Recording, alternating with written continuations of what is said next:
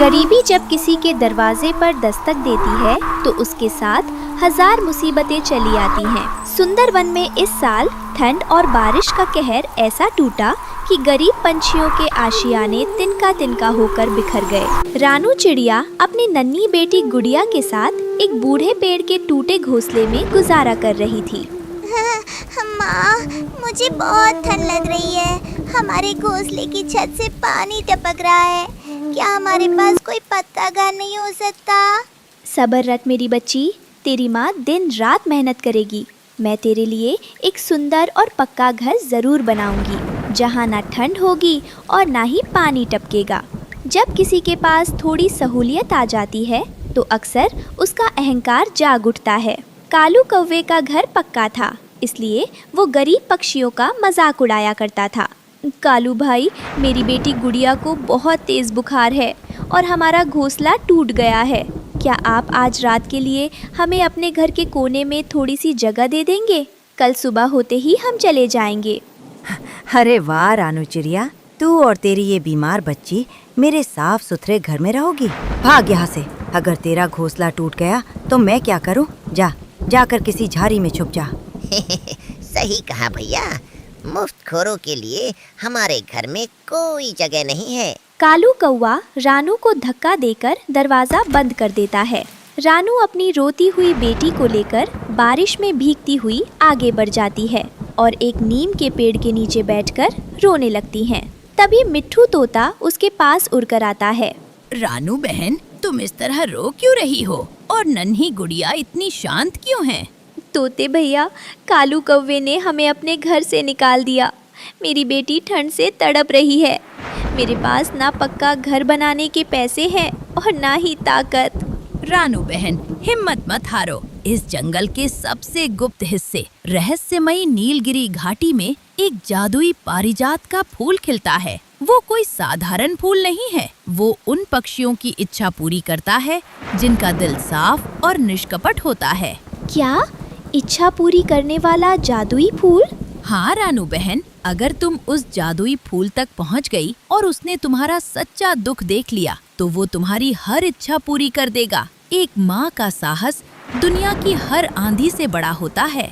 रानू ने बिना अपनी जान की परवाह किए उस खतरनाक नीलगिरी घाटी की ओर उड़ान भर दी। तेज हवाएं उसके छोटे से शरीर को पीछे धकेल रही थीं। उफ, गुड़िया, मेरी प्यारी बच्ची, थोड़ी देर और रुक जा। अपनी माँ को देख, तेरी माँ हिम्मत नहीं हारेगी। मैं तुझे उस जादुई फूल तक ले जाऊंगी। हमारा भी एक सुंदर फूलों का घर होगा, जहाँ ना ठंड होगी, ना पानी टपकेगा और ना कोई हमें दुत्कारेगा। माँ, मुझे बहुत ठंड लग रही है। मेरी आंखें बंद हो रही हैं। क्या हम हार गए माँ? नहीं गुड़िया, तेरी माँ जब तक जिंदा है तू हार नहीं सकती। आंखें मत बंद कर मेरी बच्ची, बस थोड़ा सा और।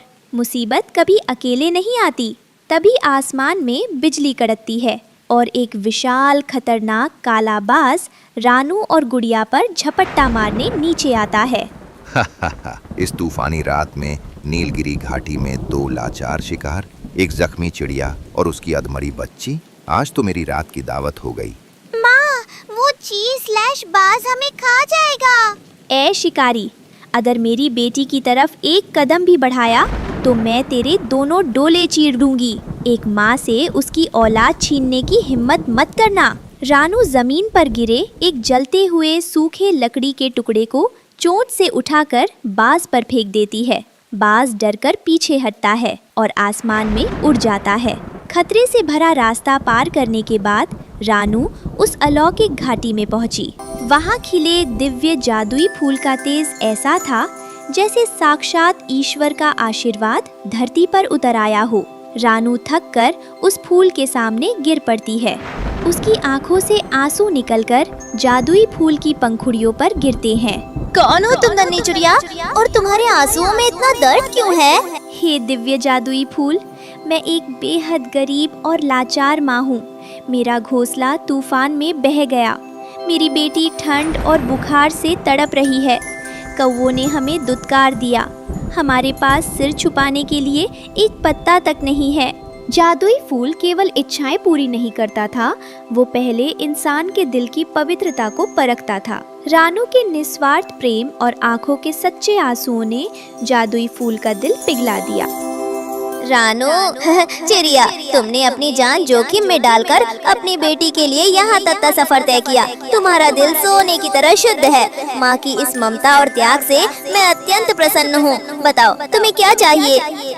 हे जादुई फूल, मुझे धन दौलत नहीं चाहिए, बस मेरी नन्ही बेटी के लिए एक ऐसा सुंदर और पक्का घर दे दो जो कभी तूफान में न टूटे और जहाँ मेरी बेटी सुरक्षित रह सके। तथास्तु। तुम्हारी निष्कपट भक्ति और ममता के बदले मैं तुम्हें केवल एक साधारण पक्का घर नहीं बल्कि फूलों का जादुई महल प्रदान करता हूँ। प्रकृति ने ऐसा अद्भुत चमत्कार पहले कभी नहीं देखा था। जादुई फूल की शक्ति से पंखुड़ियाँ आपस में जुड़कर वज्र जैसी मजबूत दीवारें बन गईं। उस घर की छत गुलाब की विशाल पंखुड़ियों से बनी थी, जिसके अंदर से भीनी भीनी खुशबू आ रही थी और बारिश की एक बूंद भी अंदर नहीं जा सकती थी। माँ देखो कितना सुंदर घर है। इसमें से कितनी प्यारी खुशबू आ रही है और ये तो बहुत गर्म और आरामदायक है। हे जादुई फूल, आपका लाख लाख धन्यवाद। आपने एक गरीब माँ की पुकार सुन ली। दूसरों की प्रगति और सुख देखकर ईर्ष्यालु व्यक्ति का मन जलन की आग में जलने लगता है। कालू कौवा रानू के जादुई फूलों के घर को देखकर बौखला गया।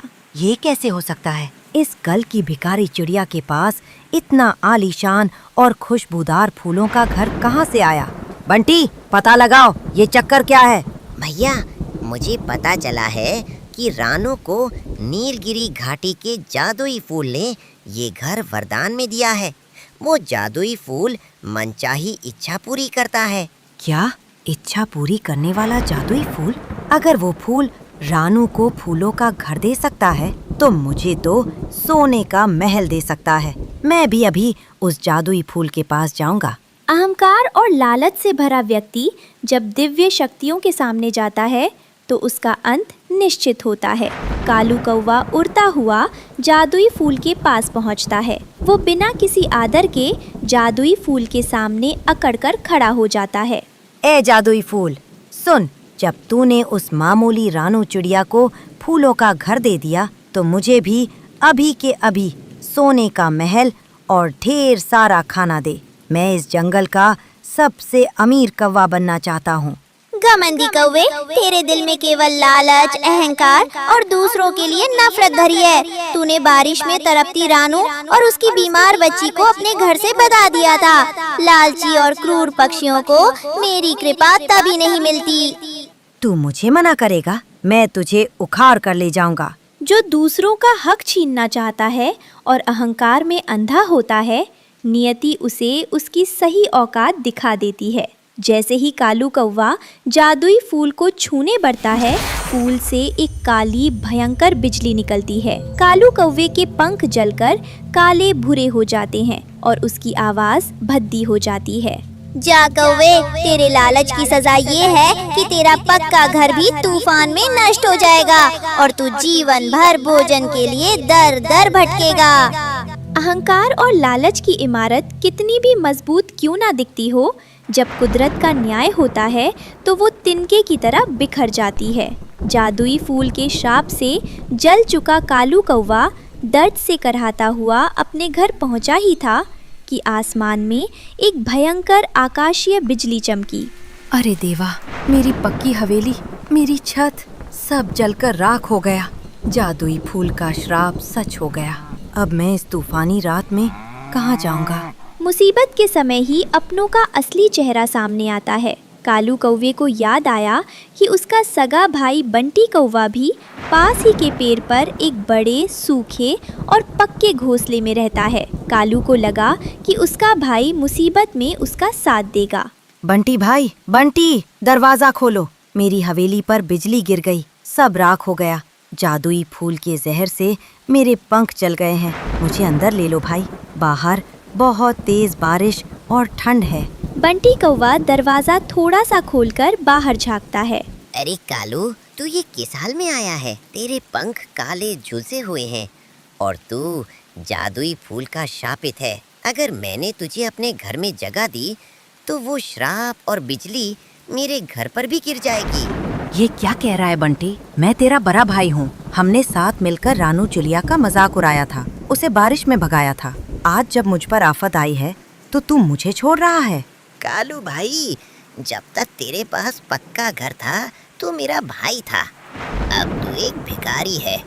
और वैसे भी जब तूने उस दिन बीमार गुड़िया और रानू को धक्के मारकर भगाया था, तब मैंने ही तुझे सिखाया था कि स्वार्थी दुनिया में मुफ्तखोरों के लिए कोई जगह नहीं होती। वही नियम आज तेरे लिए भी लागू होता है। चल भाग यहाँ से। बंटी कौवा कालू के मुंह पर जोर से दरवाजा बंद कर देता है और अंदर से कुंडी लगा लेता है। बंटी, दरवाजा खोलो, मुझे मत छोड़ो। हे भगवान, ये मुझे किस पाप की सजा मिल रही है? पाप की कटोरी जब भर जाती है तो न्याय की लाठी में आवाज नहीं होती। तभी हवा का एक ऐसा भयंकर बवंडर तूफान आता है कि जिस पेड़ पर बंटी का घोंसला था वो पेड़ ही जड़ से उखड़ जाता है। बंटी कौवे का घोंसला हवा में उड़कर जमीन पर गिरकर चकनाचूर हो जाता है। बचाओ, बचाओ, मेरा घर भी टूट गया। मैं कहाँ जाऊँ? देख लिया बंटी, आज हम दोनों बेघर हो गए। जिन पापों पर हम हंसते थे, आज वही पाप हमारी तबाही का कारण बन गए। इस पूरे जंगल में अब कोई हमें सिर छुपाने की जगह नहीं देगा। चारों तरफ तूफान, ठंड और बारिश का तांडव था। दोनों कौवे भीगते हुए, दर्द से तड़पते हुए अब केवल एक ही जगह आसरा ढूंढ सकते थे। वही जगह जहाँ कभी एक माँ अपनी बेटी की ममता और दया के साथ रहती थी। रानू का जादुई फूलों का घर। रानू बहन, मुझे माफ कर दो। मेरा घोंसला टूट गया, मेरे पंख झुलस गए।